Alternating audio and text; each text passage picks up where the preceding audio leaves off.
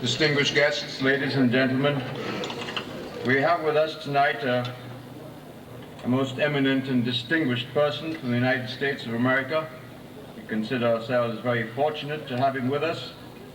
I do not know what his topic is going to be, but by the mere fact of his background, his academic and professional background, I think that we're in for a most interesting and heartwarming talk tonight. Dr. William James McGill is President Emeritus of the Columbia University in New York City, New York. He was himself born in the Big Apple. Dr. William James McGill, my great pleasure, sir, to ask you if you would come to this podium and talk to us.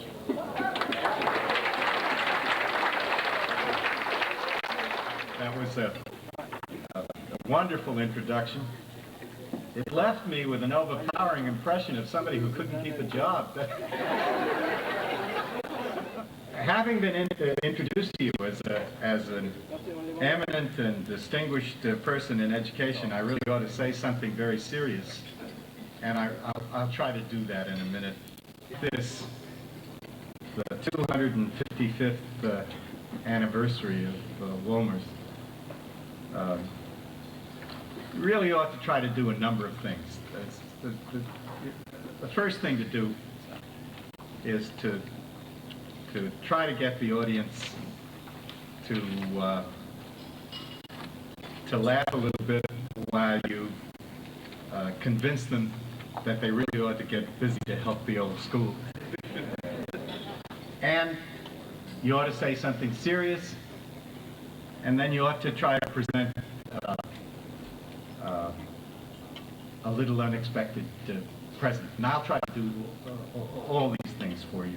You know that we're here tonight to celebrate fellowship. Forgive me if I seem to wince on these sexist words. I heard earlier someone referred to the old boys of Wolmer's, and the last experience I had at Columbia was a visitation from a group of militant feminists who accused me of having been on the old boy network, and I'm never going to say that to you.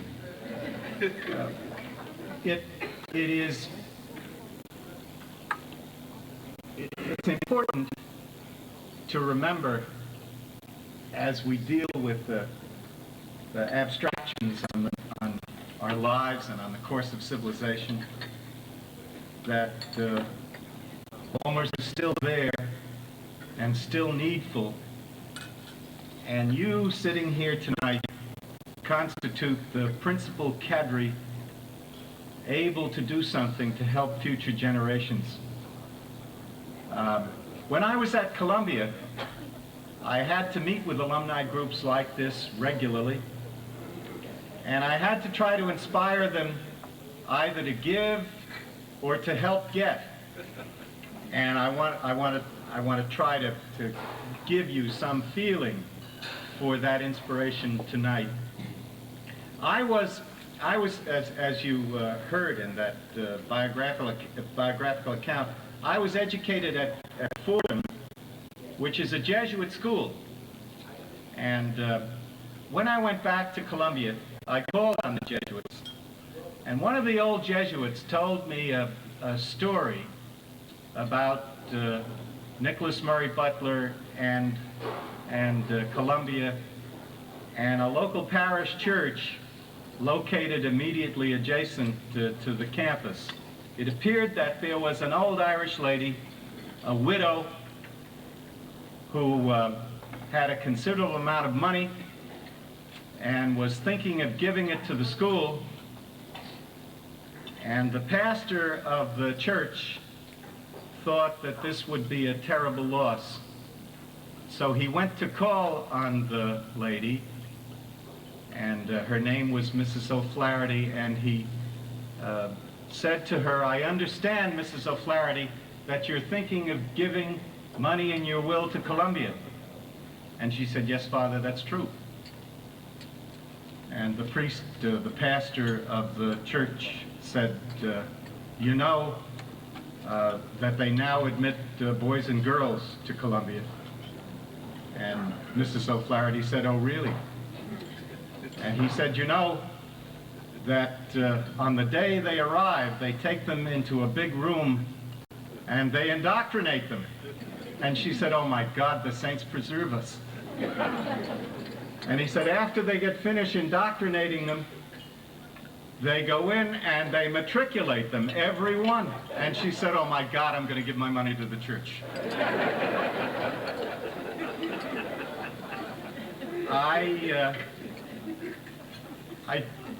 I don't think we can afford to lose too many like that, and we've got to work together. Now what I'd like to do is to say one or two serious things to you, and then at the end I'd like to spring a little surprise. Every genuine alumni celebration that I encountered during a long academic career was suffused with a unique and somewhat paradoxical emotion, and I think you're probably feeling it tonight. I would describe it as a joyously wistful nostalgia for the time spent in school, a sentiment that is as pure as it is beautiful. Joyfully we remember how it was when we were young, and yet we're moved to wistfulness by the recognition that it was all so long ago. The innocent idealism of youth is momentarily rekindled on serious alumni occasions, but then it is submerged in the realization that growing older generally means learning to accept life as it is, rather than discovering ways to change what we cannot accept. It follows that growing older almost inevitably makes school days seem more pleasurable than they were in actuality. To be genuine, alumni occasions have to arise out of circumstances that depict the inner nature and the basic inner life of a school. Thinly disguised fundraising affairs organized by the alumni office simply will not do. There is, of course, a never-ending requirement to persuade the alumni to give, but if that is the only point of an alumni affair, the celebrating can get to be pretty bloodless. Often, as tonight, there is a clear logic to the occasion. It provides an opportunity to reflect for a brief time on the course of our lives, and perhaps even on the course of civilization itself. Moreover, as we consider our own experience of life under the auspices of a school reunion, we can glance about the room at faces familiar since they and we were children, and evenings like that are often capable of taking us up to the mountaintops. I want to try to shape my remarks tonight toward such larger objectives and higher sentimentality, and that should be fairly easy to do, because there can be absolutely no doubt about the authenticity of this occasion. The room, it seems to me, fairly reeks with nostalgia. 2 days hence, we will be celebrating the 255th anniversary of the founding of Wolmer School. And in fact, we are anticipating that anniversary here tonight, ruminating on the endless ranks of doctors, lawyers, political leaders, civil servants, teachers, social workers, successful businessmen and women who owe the eminence they have achieved in life to the education they received in Wolmer School. For the last 2 days, I have had the great pleasure of meeting and talking with His Excellency the Governor General, and he told me that he appeared in the Wolmer School in 1922, the year I was born.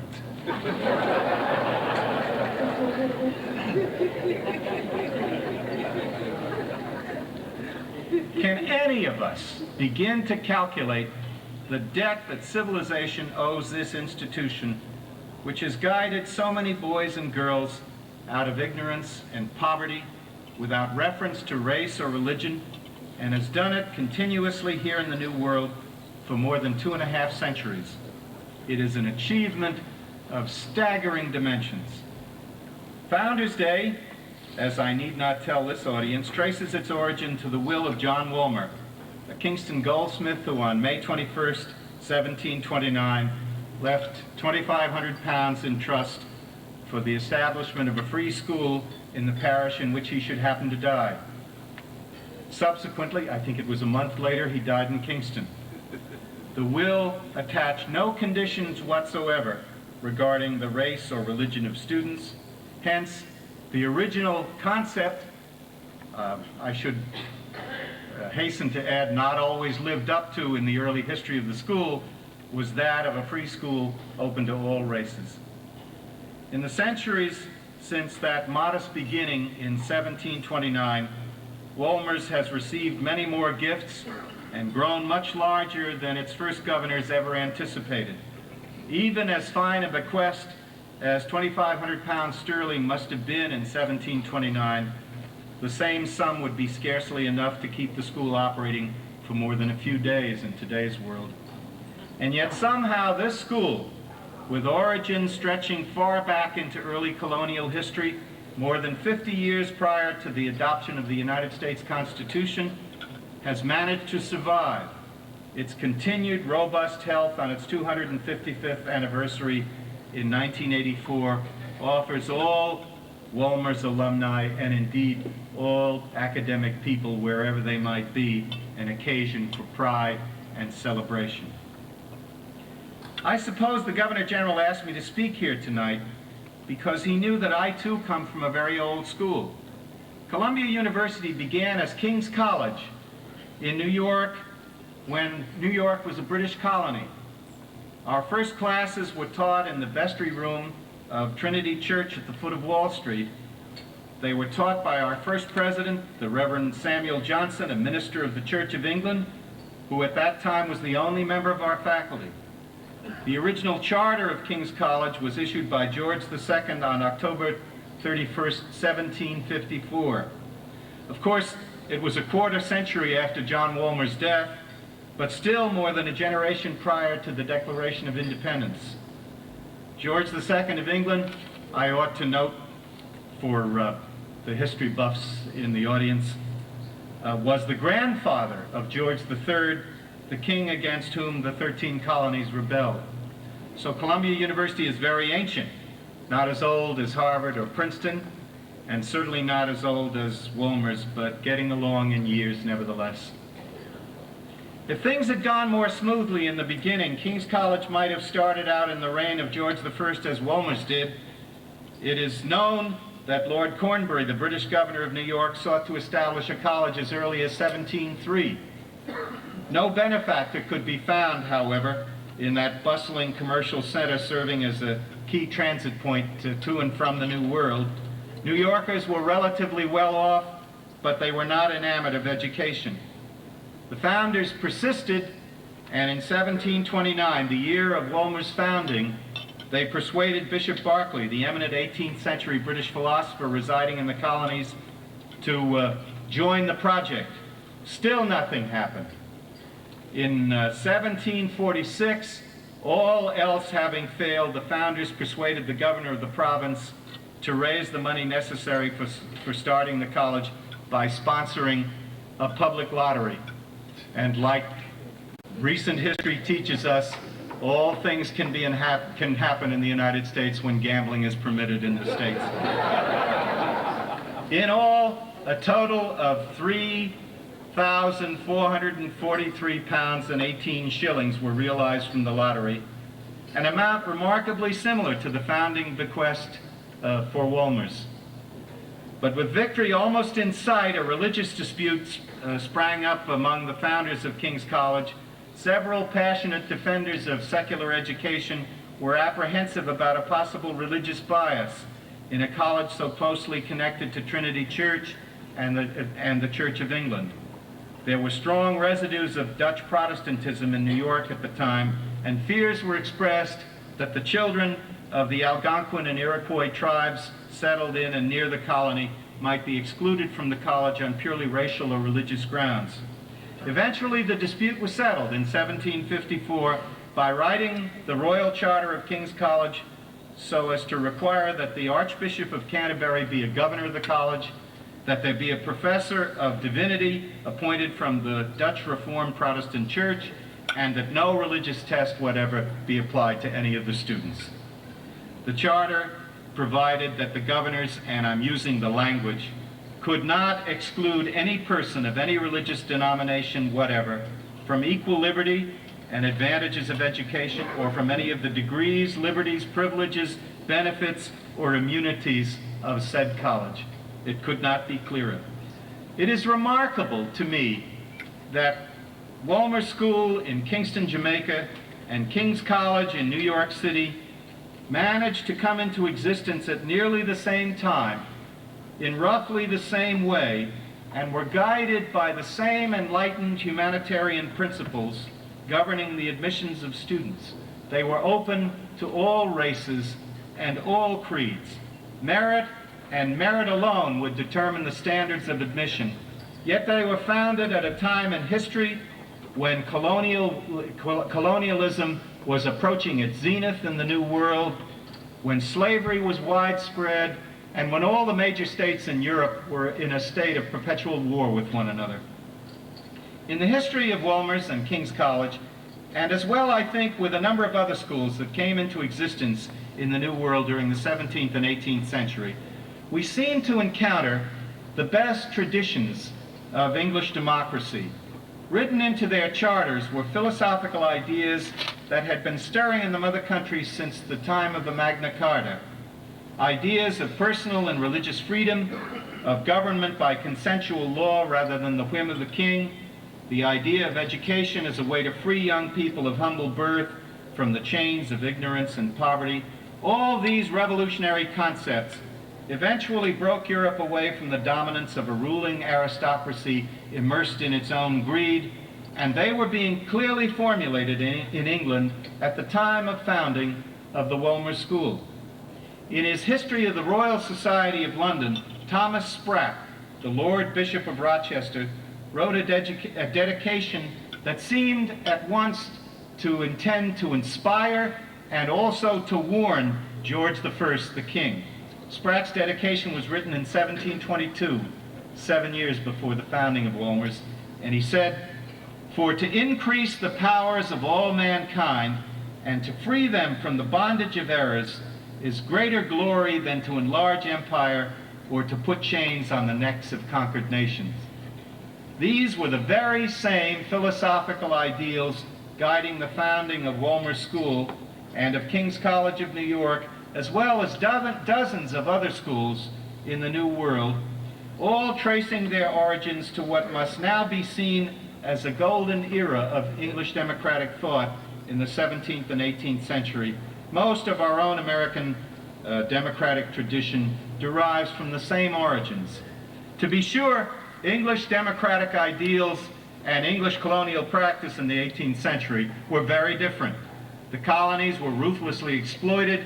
English merchants of that era did not shrink from the practice of slavery in order to provide cheap labor for plantations supplying commodities to Europe from the New World. And yet the founders of Wolmer's and the founders of King's College must have been well aware of the realities of the times and the world in which they lived. They surely understood the danger of revolution in the continued exploitation of one race or one religious group or one social class by another.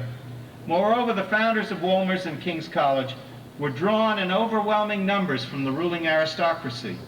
They nevertheless sought to write into the charters of their schools humanitarian ideals that, if carefully adhered to and if allowed to operate from generation to generation, would eventually create a new social order in which people would be expected to succeed because of the qualities of their minds and not because of the accidents of birth.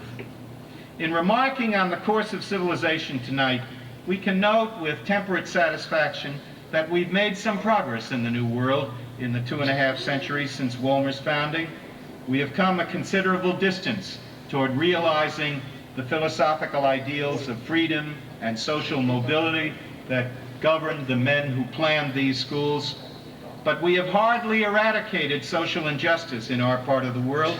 Indeed, we have scarcely begun to dent the entrenched poverty and disease endemic in the Western Hemisphere, although the means to do it and the knowledge necessary to achieve it have been well within our grasp for more than the last 75 years. In that sense, we have failed. But we have succeeded in creating economic and political institutions, as well as concepts of law, that have given ordinary people unprecedented opportunities to help themselves. And we have established educational institutions providing fundamental knowledge at low cost to uncounted thousands of young people, regardless of race, religion, or social class. With that knowledge, they can seize the opportunity offered in the economic and political domains, and thus ultimately succeed in bettering their lives. I myself am the grandchild of Irish immigrants who came to the United States at the turn of the century, penniless and landless, but able to work. In 3 generations, we have managed to establish ourselves, and I'm the first member of my family to attend college. I found myself named as president of one of the great universities in the Western Hemisphere during a time of uncontrolled student rioting, when someone with my kind of lower class background was needed to stabilize the institution and confront the radicals.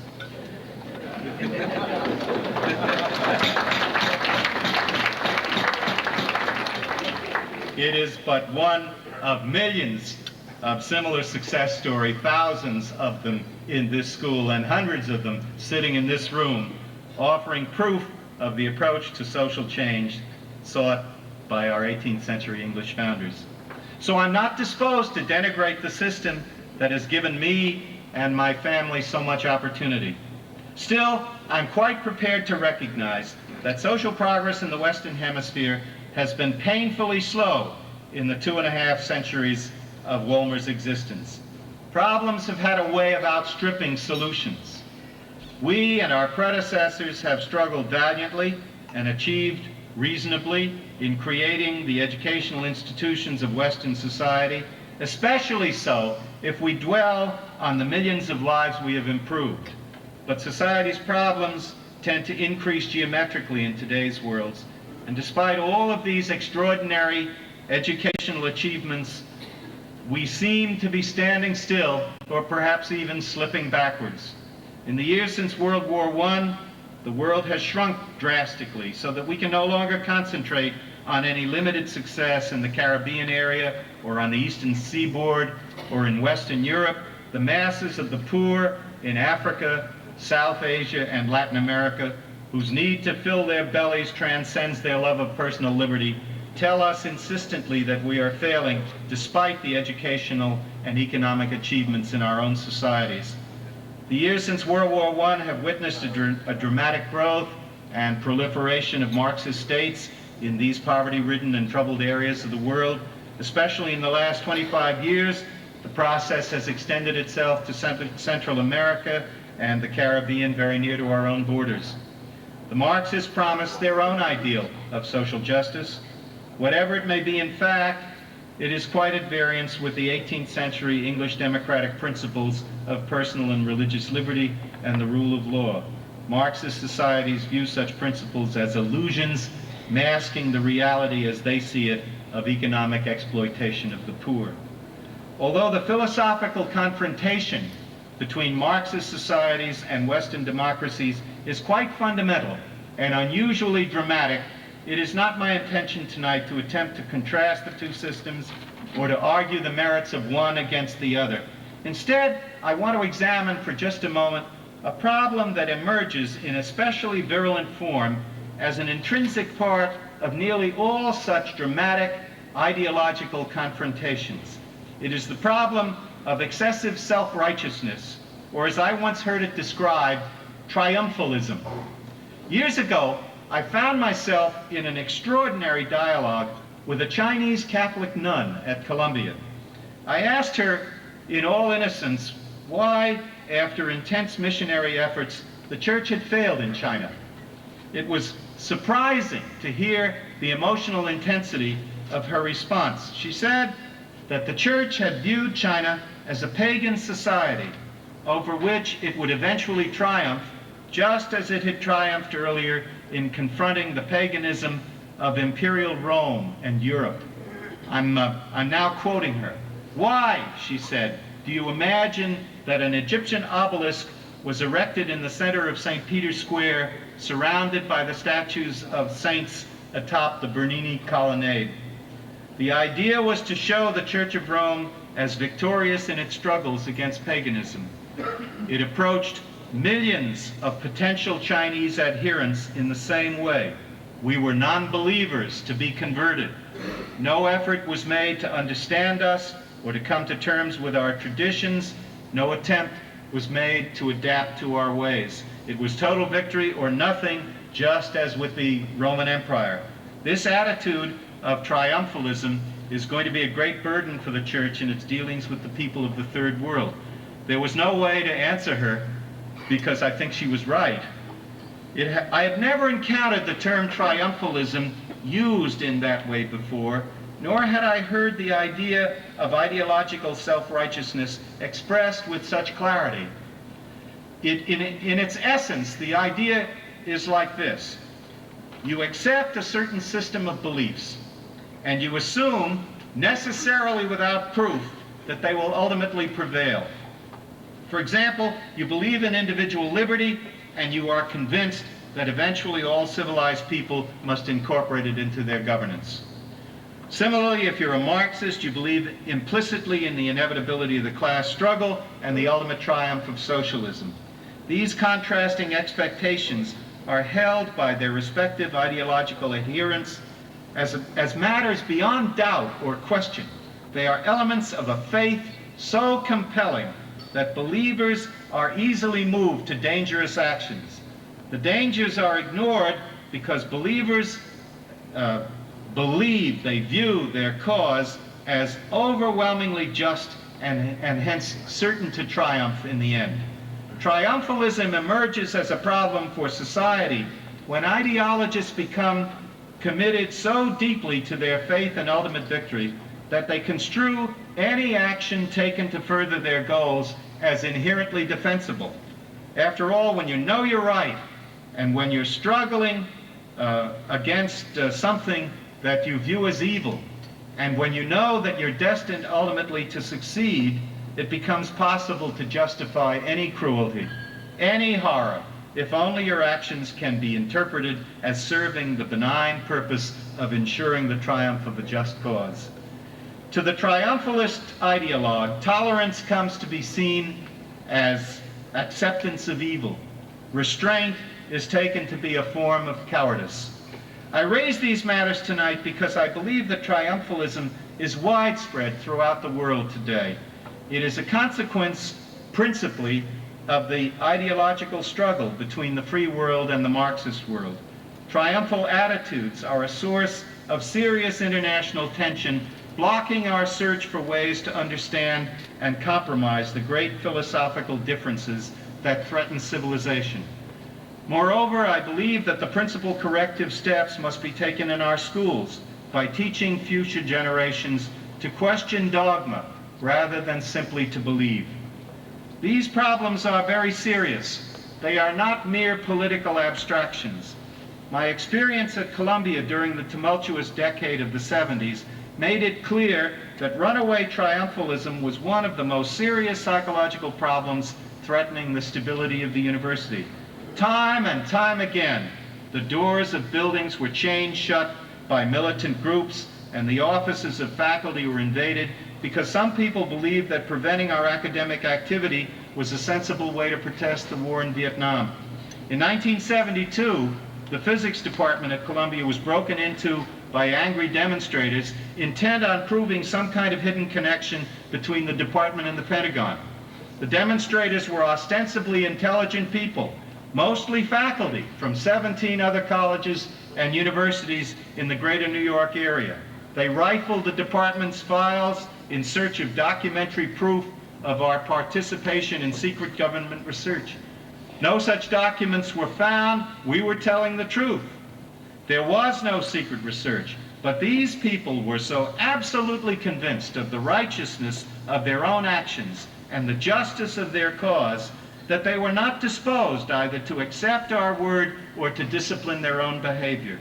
The rights of innocent people were simply not seen to be as very important by protesters compelled to cruelty and injustice by the idealism of their opposition to the military and their absolute certainty that they were right. I lived day after day through the deep emotions of that period. The experience taught me important lessons that I'm trying to convey to you tonight. When feelings run high, even in a stable intellectual community such as Columbia University, tolerance and restraint are readily abandoned. The conviction that they are struggling against evil seduces people into intolerable excesses on behalf of doubtful ideological positions. Intelligent people trained in skepticism turn rather easily into mindless zealots. Triumphalism is, of course, as ancient as the human race. People have always held convictions about the rightness of their actions as they work to achieve a vision of the future. And there is nothing wrong with faith as a last necessary step beyond evidence when evidence is inconclusive. Faith is often the only bulwark we have against overwhelming anxiety in times of stress and adversity, but faith expressed as a conscious act, aware of possible error and of incomplete analysis, and tolerant of possible differences, is very different from the unanalyzed beliefs of a triumphalist zealot. In the 1950s, Western intellectuals believed that modern science and technology were powerful forces that would ultimately wipe out our ideological differences. Triumphalism would eventually disappear because, after all, computer programmers must think in essentially the same terms on both sides of the Iron Curtain. The deepening ideological conflicts of the 60s and 70s taught us that those intellectuals were wrong. Triumphalism evidently serves a deep need of the human spirit, not only to believe, but to seek justification for doubtful actions. I do not believe there has ever been a time in my life when the dangers of runaway triumphal attitudes were as serious as they are today. What we are seeing amounts to a diminished level in the quality of modern thought, a perceptible decline in the skepticism once universally required for the testing of new knowledge. Our thought processes now seem more adversary in nature, more emotional, and more moralistic. We seem no longer committed to the highest standards of proof for our beliefs. Accordingly, many of us carry around a heavy burden of essentially paranoid belief about science, about public policy, and about established institutions. Perhaps we are encountering the stresses of the ideological conflicts characterizing the fiery time in which we live. Perhaps it is the ever-present influence of the mass media subtly shaping attitudes without rigorous truth testing. Whatever the explanation, there is ample reason tonight, as we celebrate the 255th anniversary of Wolmer School and the humanitarian principles handed down to us by the 18th century founders of this great school, to remind ourselves anew of the crucial importance of tolerance, restraint, and skepticism as we confront the bewildering problems of our own era. In the 18th century, schools were conceived as the focal institutions by which society conveyed not just a store of basic knowledge, but also the beliefs and traditions that constitute the essence of our culture and our views of society. Today, those educational goals remain undiminished in importance, but the growth of ideological conflict and the consequent emergence of adversary triumphalist thought makes it also necessary to teach our students explicitly how to question, how to test their knowledge rigorously, and how to understand the difference between proof and untested belief. As Mr. Dooley, the down-to-earth 19th century American political philosopher, once put it, it ain't the things you don't know that ruins you. It is the things you know that ain't so.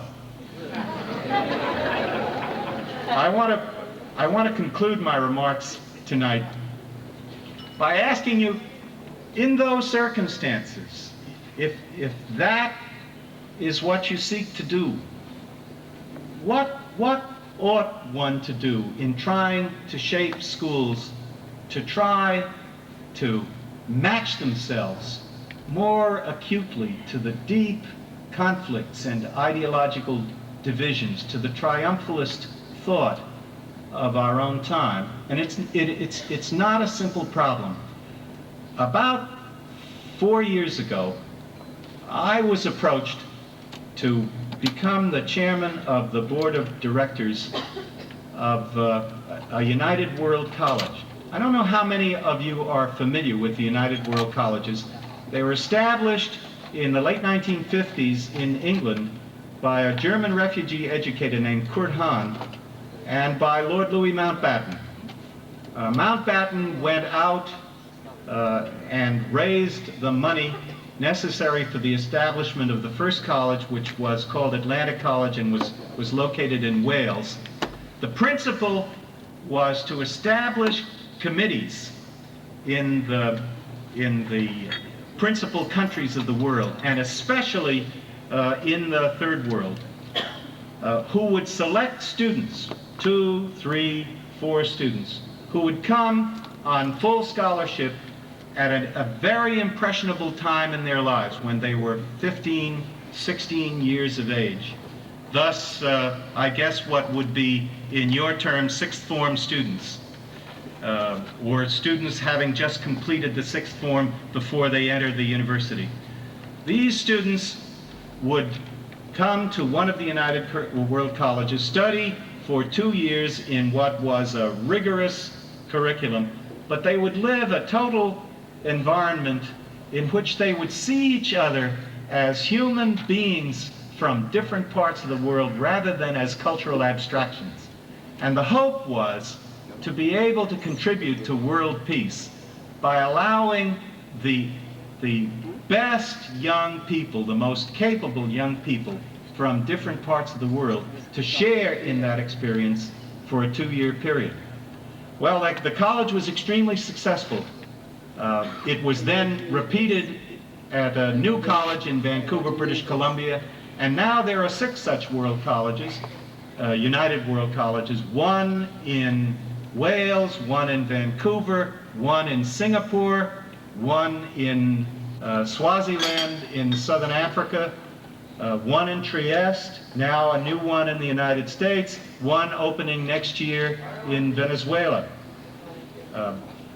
I am chairman of the board of the college in the United States. I was talking with Ambassador Hewitt tonight about Wolmer's and what it means, and both of us expressed a certain deep regret that we don't have a student from Jamaica in the United World College in the United States, in Montezuma, New Mexico.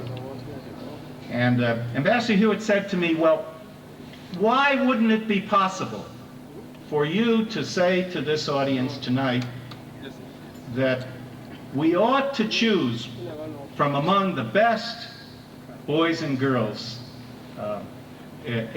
graduating from Wolmer's, a scholarship student who would then be invited to come to the United World College for a 2-year period before he or she entered the university? Wouldn't that be a wonderful thing to do? And you know, as one thinks of it tonight, it's a little thing. But lighting that one candle toward the creation of world peace is far better than cursing the darkness, as you know.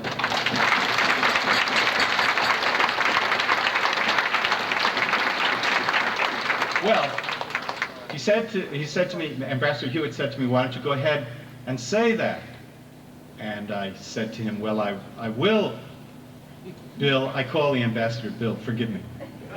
I will, Bill, but there's a small problem. How are we going to how are we going to handle this financially? And he said, don't worry about it. We'll find a way to take care of it. So I'm not worrying about it. We'll find a way to take care of it. Your Excellency, Governor General Glasspole, I would like to do this. I'd like to make the scholarship available to an outstanding student from Wolmer's chosen by the school, and I'd like to name this scholarship in your honor. And we'll go ahead.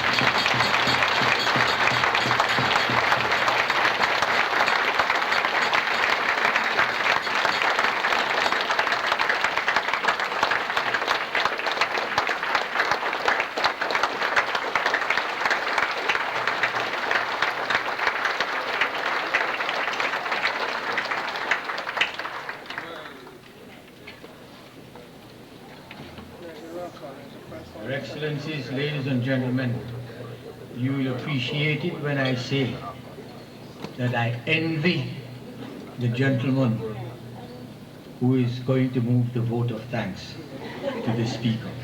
I should have loved to do it myself. All I can say at this stage, without trespassing, is that two things. One, among the many accomplishments of our guest of honor is the fact that he was closely associated at one time of his young life with the Massachusetts Institute of Technology. Now, sir, we know the name very well, as Ronald Sasso said, but the only thing I know personally about the Massachusetts Institute of Technology is the story I heard of a gentleman who was invited to be guest speaker at a function at Yale, and he was told that he shouldn't be too long. So he got up and he said, so as to ensure that I keep within the bounds of my commission, I will take the 4 letters of Yale, Y-A-L-E, and I'll say a few words on each letter. Well, he spent half an hour on each letter. So at the end of a 2-hour harangue, the chairman got up and said, ladies and gentlemen, all I can say is this: it is fortunate that this is Yale and not the Massachusetts Institute of Technology.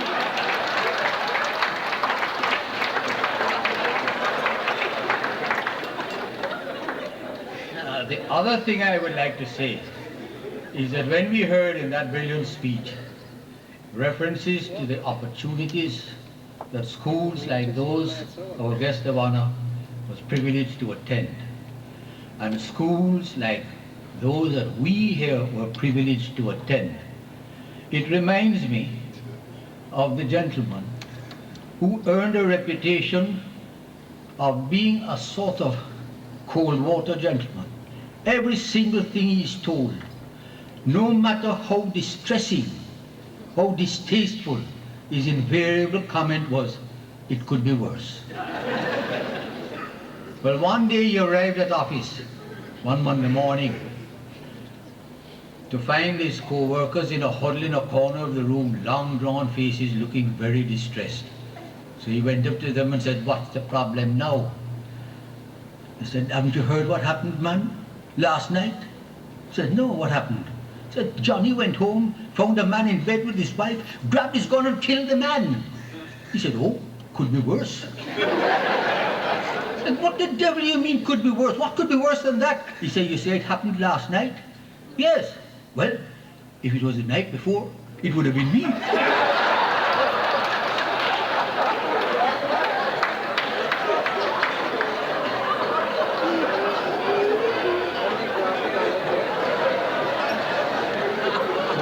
All I can say is,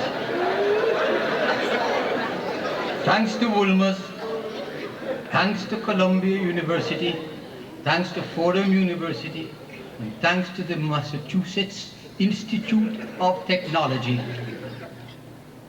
it could be worse. Now, I'm going to ask 2 charming ladies to make a presentation our guest of honor, Mrs. Penny Alexander, a gift from the 250th Committee.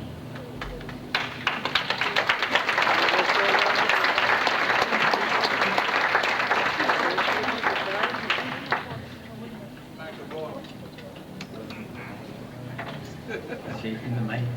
Say it very loud. Ladies and gentlemen, I want to present this small gift to Dr. McGill as a token of our appreciation, as he has spent a very special weekend with us as we celebrate our anniversary again. We say to him, have a safe trip back and come again soon. Thank you, Dr. McGill.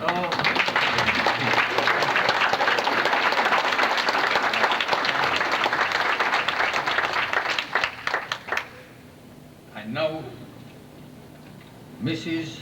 Norma Brown Bell, a gift from their excellencies.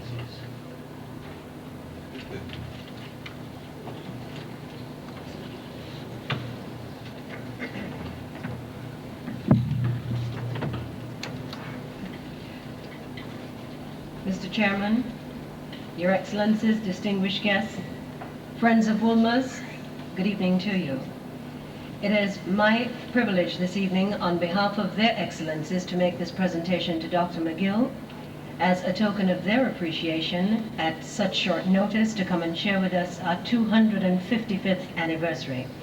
Dr. McGill, as Mrs. Alexander wished for you a safe trip back, we wish that you would be able to get back and get back even sooner than we anticipate, because I'm pretty sure that Wolmer's will be having something again that we will be able to invite you to Jamaica.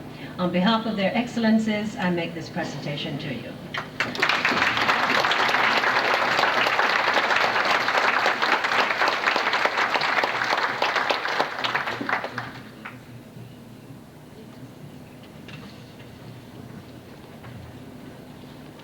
Now, ladies and gentlemen, perhaps this is an opportune time to introduce to you the who is who. My immediate left is the headmistress of the Wolmer's Prep School, Mrs. Helen Daly.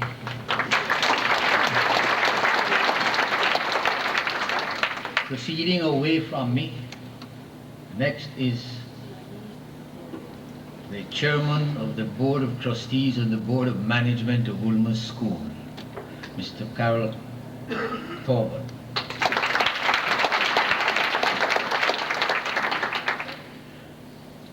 Beside him is a lady who was given to me by her elder son about 2 years ago. And I'm pleased to say that I heard from the grapevine that he had said that now that he had handed her over to me, he was no longer worried about her future.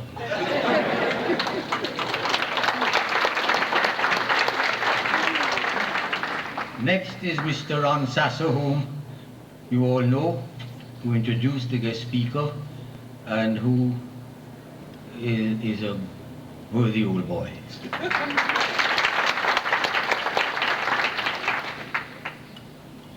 Next to him is Mrs. Carol Thorburn.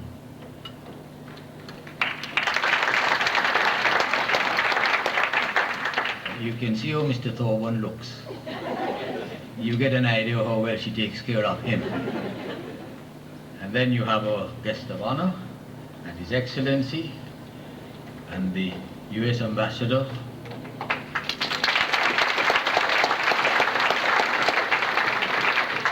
Then is Her Excellency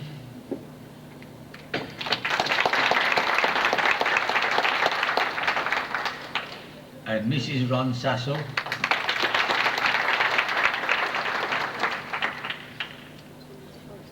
They seem to take good care of each other, as appears from their looks. And then we have the headmaster of Wolmer's,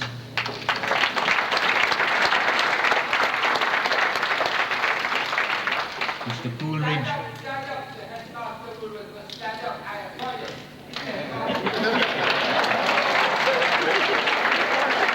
Mr. Coolidge Barnett. And beside him, the headmistress of Wolmer's Girls' School, Miss Audrey Pinto.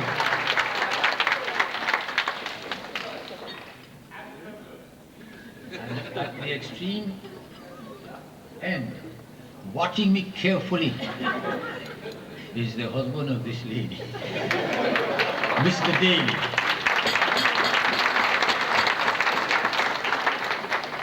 Now, I am going to see Mr. Frankie Bonito. I don't know if my nephew can help me. I am told that Mr. St. Hope Crawford celebrates his birthday on the Wolmer's Founders Day, on Monday. And I wondered if somebody could come and sing and lead us in singing happy birthday to him.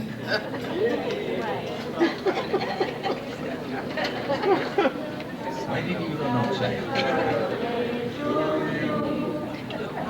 Birthday to you, happy birthday dear Papa, happy birthday to you. Now, is there anybody else whose birthday it is today, tomorrow or Monday? You is when?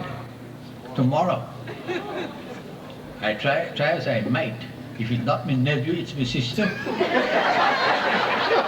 Who says that her birthday is tomorrow? Come here, lad. You come lead this one.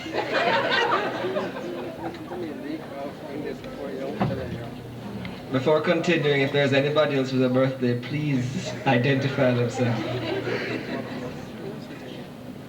Happy birthday to you. Happy birthday to you. Happy birthday, Aunt Pansy. Happy birthday to you.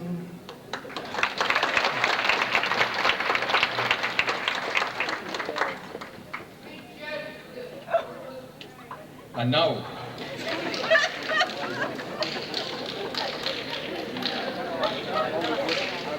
I'm going to invite Her Excellency, Lady Glasspole, to present some awards. Firstly, to Dr. McGill.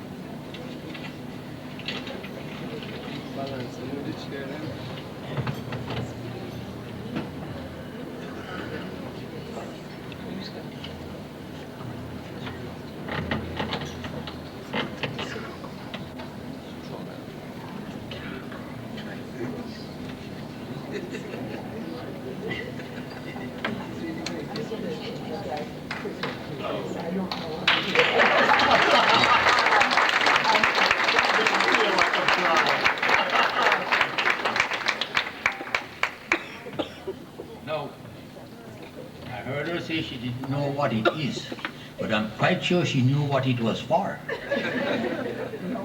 Now, the next one to whom she is being asked to present an award is to Mr. Ronald Sasso.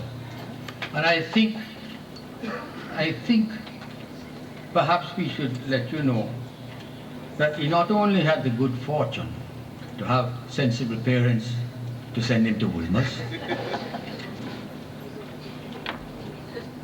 and he was there from 1937 to 1944. As you know, he's a banker. He said he was a banker, not a doctor. He's a managing director and chairman of the Royal Bank Jamaican Limited. I introduced you earlier to his charming wife, Barbara. Well, he joined the Bank of Canada in Kingston in 1944. He was manager of a couple of branches, and then ended up head cook. Now I tell you why he's getting this presentation. He's one of the most generous schoolboys as far as Wolmer School is concerned. And he has been a leading contributor to the funds that have made possible the Wolmer Sixth Form building, which is being formally opened on Monday.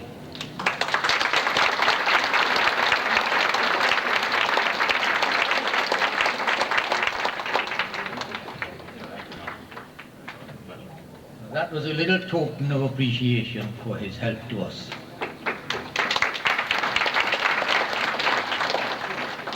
And equally generous in his help to us is Mr. Howard Hamilton.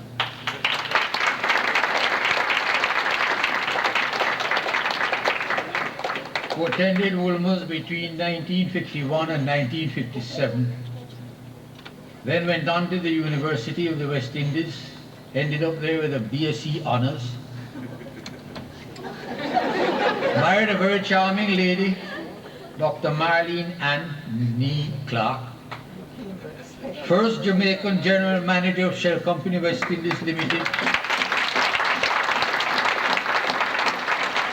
now based between Jamaica and Nassau, but made it his business to be here with us tonight.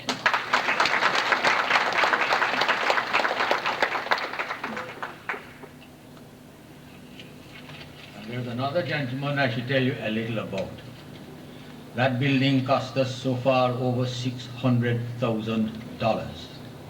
It would have cost us plenty more, but for Baden McMorris,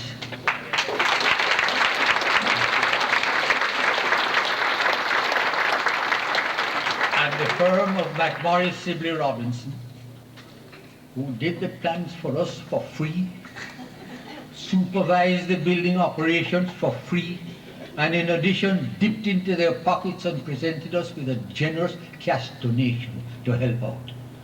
Baden McMorris.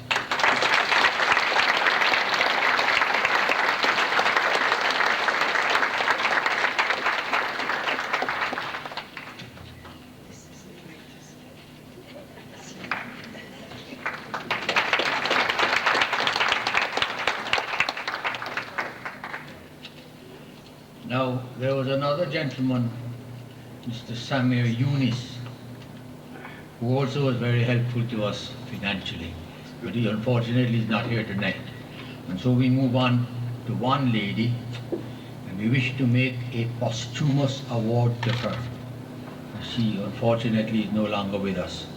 Mrs. Enid Smedmore.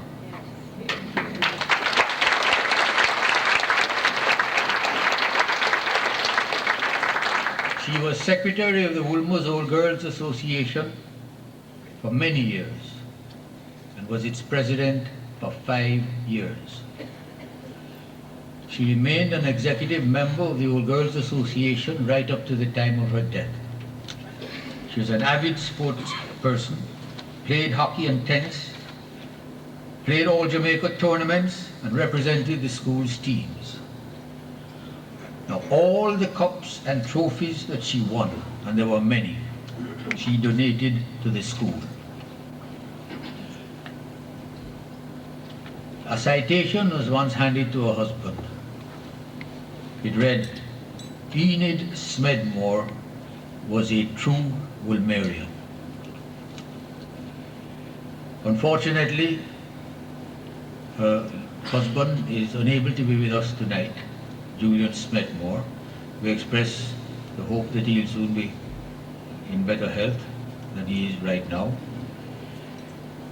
Mrs. Smedmore, at the inception of the 250th Committee, worked in the office which was then housed in the prep school building on Connolly Avenue and did a wonderful job.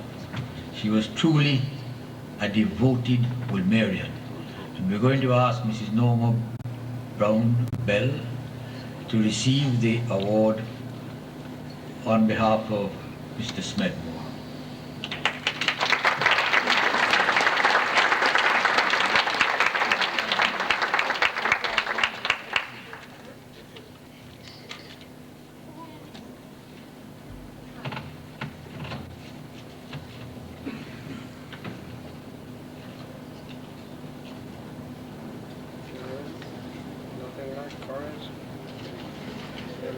Your Excellencies, ladies and gentlemen, I now ask you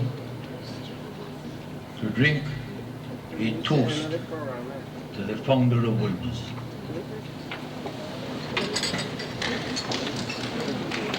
To John Wolmer.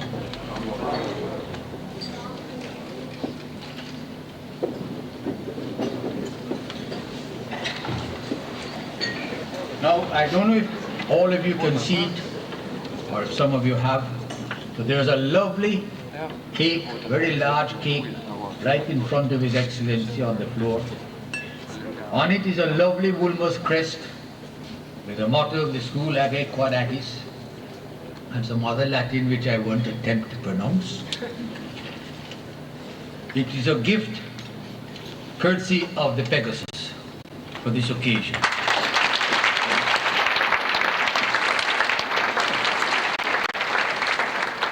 It's called a birthday cake. And I have much pleasure in asking the head girl elect, not yet in office, head girl elect, which suggests that there is still democracy in certain quarters, of Wolmer's Girls' School, Miss Erika Samuels, and the head boy of the boys' school, Mr. Francis Wade, if they would proceed towards the cake and proceed to do the cutting.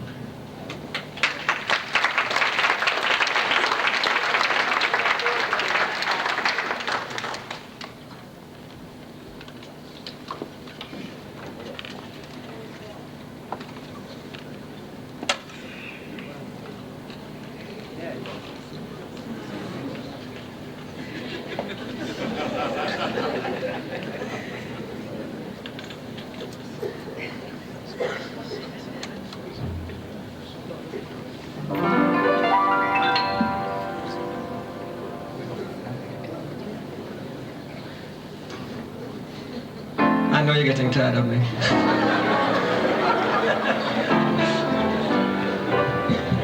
Aggie Quad Agis, on maroon and gold the sun won't set. Try to do your best, put it to the test. Aggie Quad Agis.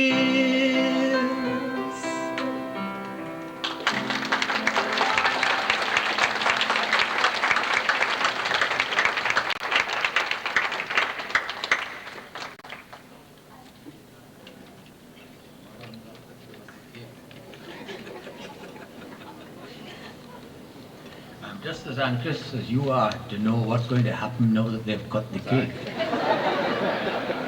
But while the powers that be decide, perhaps His Excellency could be invited to do what I should love to do myself. The vote of thanks.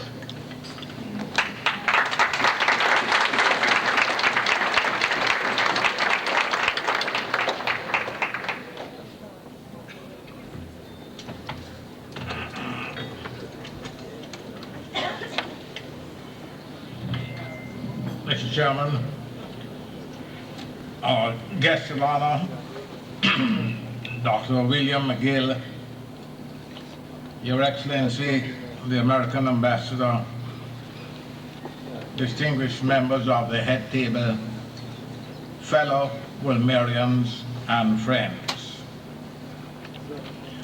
I have had the questionable pleasure over many years of sitting down and listening to votes of thanks being proposed, which lasted over a general period of between 15 minutes and 30 minutes.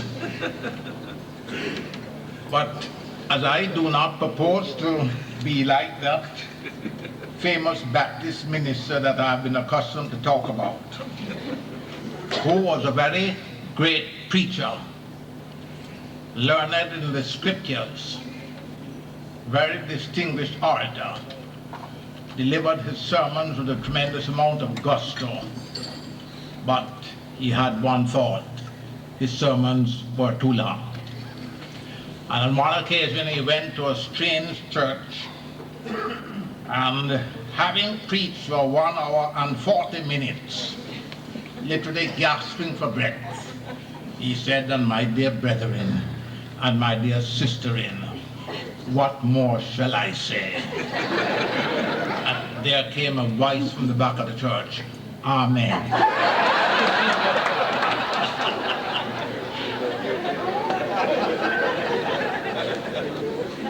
So, I begin my vote of thanks with our guest speaker, commonly referred to in American language as the keynote speaker, Dr. William McGill. I would like to express to him our sincere thanks and appreciation for that brilliant speech that he presented to us tonight. Obviously, in the language of an educationist, historian, and whatnot, you gave us certainly much to think about, particularly in the closing areas of that oration. We are very happy that the United States Embassy, through Mr. William Bill Davis, was able to get you to come here. And if I may tell you, by sheer coincidence, Dr. McGill is a good old friend of the U.S. Ambassador, Mr. Hewitt.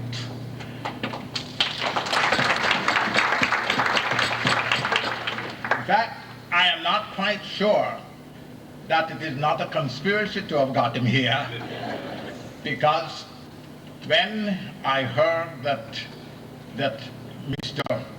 or Ambassador knew him so well and that he was going to host him while he was here, I said what a wonderful thing it would be.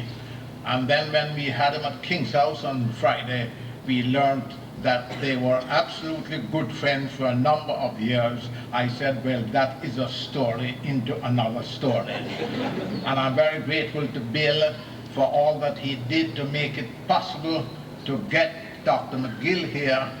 He's obviously, the plans worked out very beautifully, and he has come. He is a very fine man, Irish background, not unlike Jamaicans,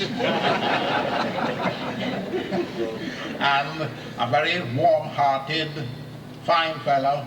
He has got at least 4 kisses here this evening, and that's a very good start for any American folks out here. I'd like to thank you very much, sir, and congratulate you on your presentation here tonight, and you have left some questions of thought for us. And I'd also like to thank you for the offer of the United World College, the offer to Wolmer's, because it is a special offer to Wolmer's. Let it be remembered, a special offer to Wolmer's.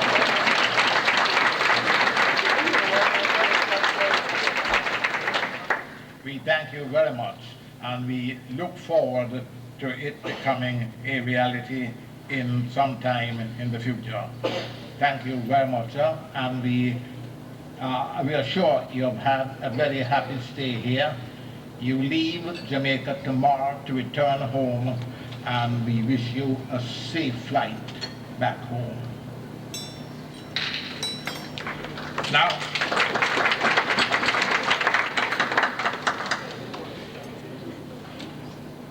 the next vote of thanks that I'd like to give is our thanks and appreciation which have been expressed by our chairman to Mr. Ronald Sasso, Mr. Howard Hamilton, and Mr. Samir Yunis for being the largest contributors to our Wolmer's 250th Fund.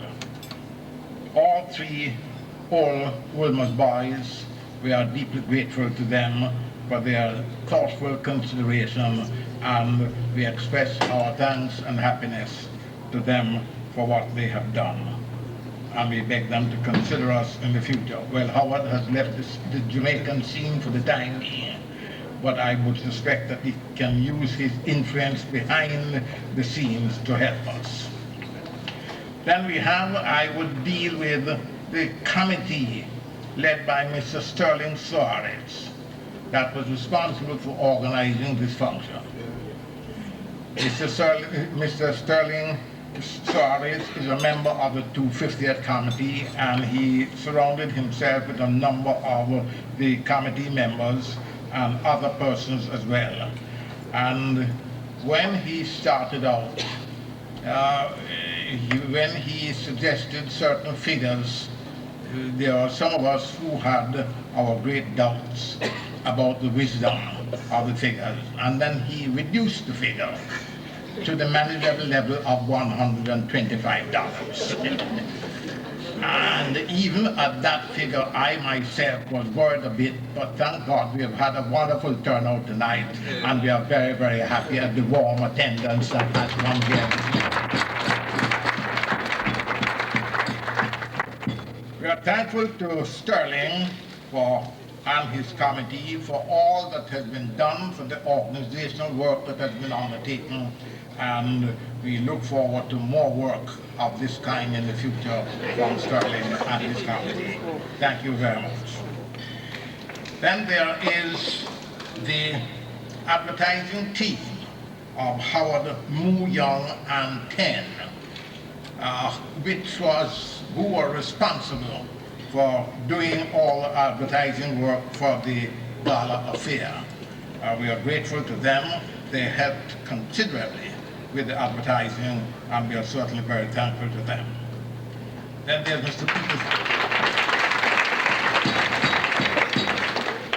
Mr. Peter Stevenson, who is an old Wolmerian who did printing of the tickets and invitations and the crest for the citations on the awards tonight. And Mr. Peter Stevenson has always been assisting us right along the 5 years that we have been doing work in respect of the Wolmer's 250th school building. We are very grateful to him. He has been a very, very good friend of the committee.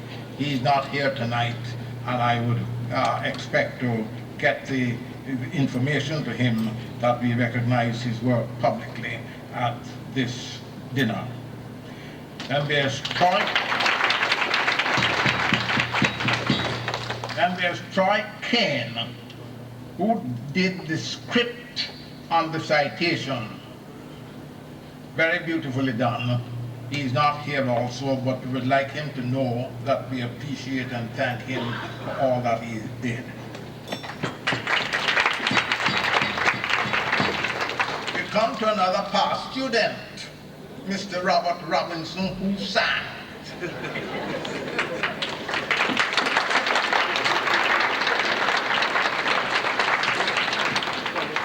Imagine he is a nephew of the Honorable Leacoff Robinson, the chairman of this function tonight, and Leacoff did not know that he could sing. Well, he has heard him tonight. He has heard him tonight, and I suspect he must be satisfied, because all of us are satisfied. Thank you very much, Mr. Robinson.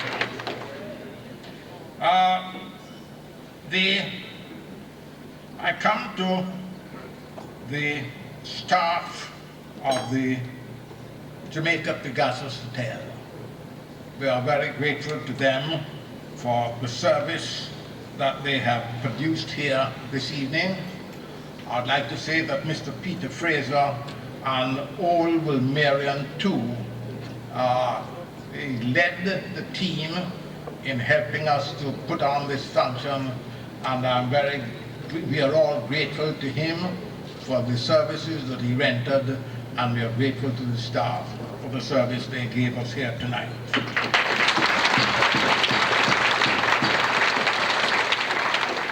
Finally, I come to all you Wolmerians, and perhaps there are some who are not Wolmerians who have come here this evening.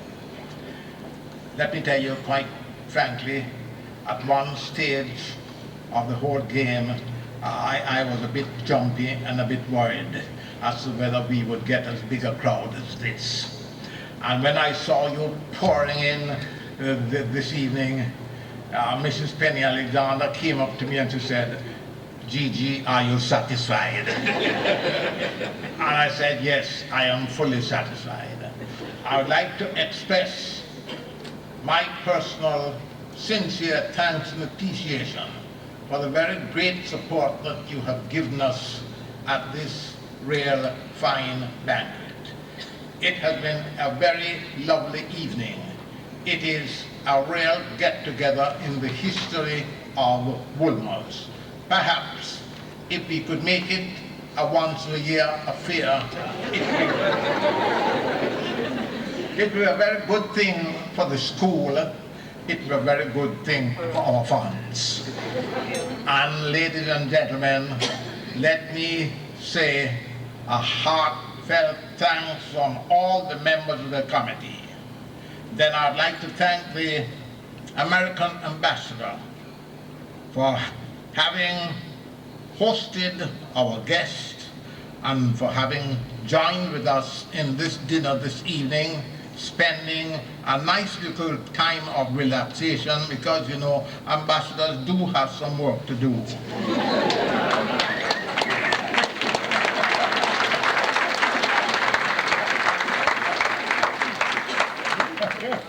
And when they get a little opportunity of relaxing, it is something that is really wonderful. We want to thank you, Excellency, and say how sorry we are that Mrs. Hewitt was unable to come this evening and to spend some time with us. We would wish you to take back to her our warmest regards and best wishes for her speedy recovery. Ladies and gentlemen, thank you one and all. I have made the shortest thank you address that I have ever heard. Thank you, and God bless you all.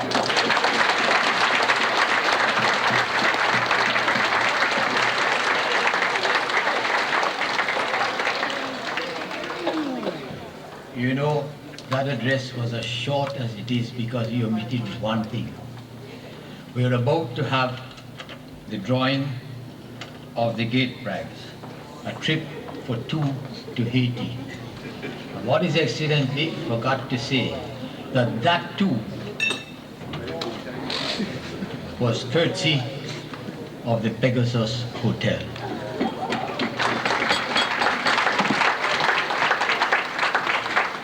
I'm going to ask Mrs. Carol Thorburn to do the drawing.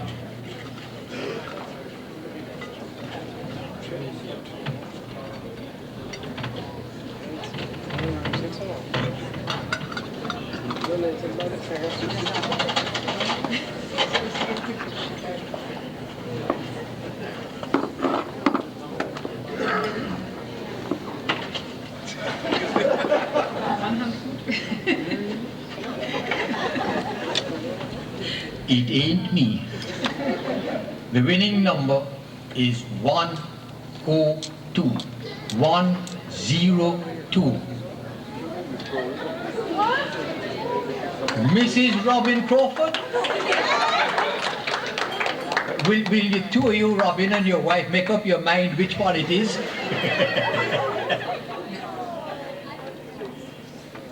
Well, when you decide, whoever is the winner can take the other with them.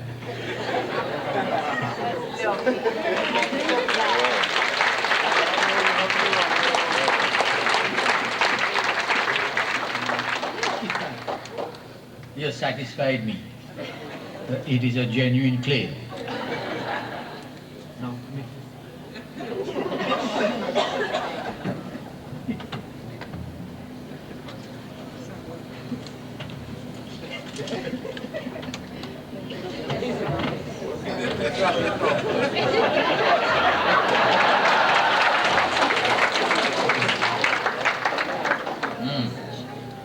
Well, that's a very lucky fellow with a very lucky wife.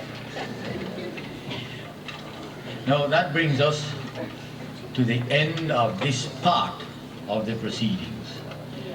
And His Excellency has also asked me to remember to do what he omitted to do so as to be able to claim that he made a short vote of thanks. And that is to express our deep gratitude and thanks to the news media for being here tonight and for the excellent coverage that we are sure we are going to get.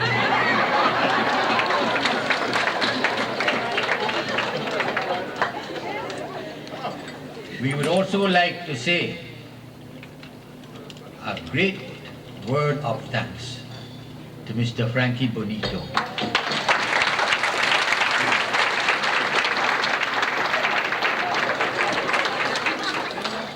I don't know about you youngsters, but in my age group, that was just the kind of music that I liked.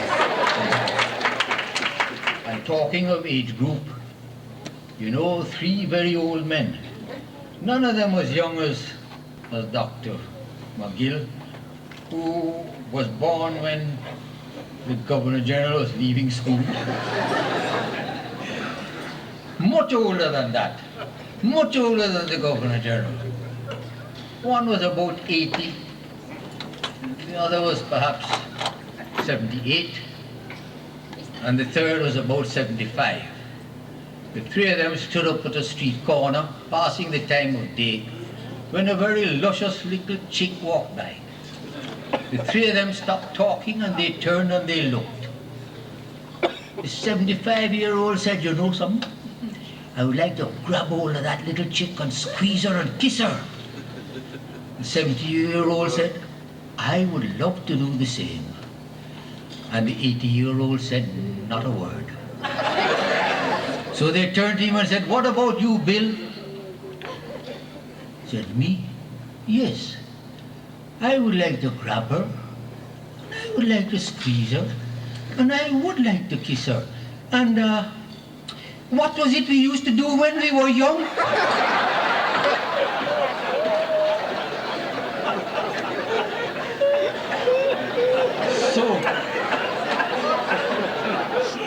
So I would like to thank Mr. Frankie Bonito for those pleasant old memories that he gave old folks like me tonight.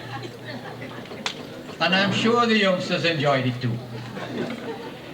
Now, one final thing before I declare at an end this part of the proceedings, and then we shall say, if my memory serves me right, what was it we used to say again? On with the dance, let joy be unconfined, etc., etc., etc. One final word. On Monday afternoon at 5 p.m., you are all invited to Wolmer's for the formal opening of the 6th form building. His Excellency will see to the official opening of the building.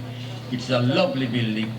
You're invited, and please make it your business to be there 5 p.m. on Monday. Wolmer's.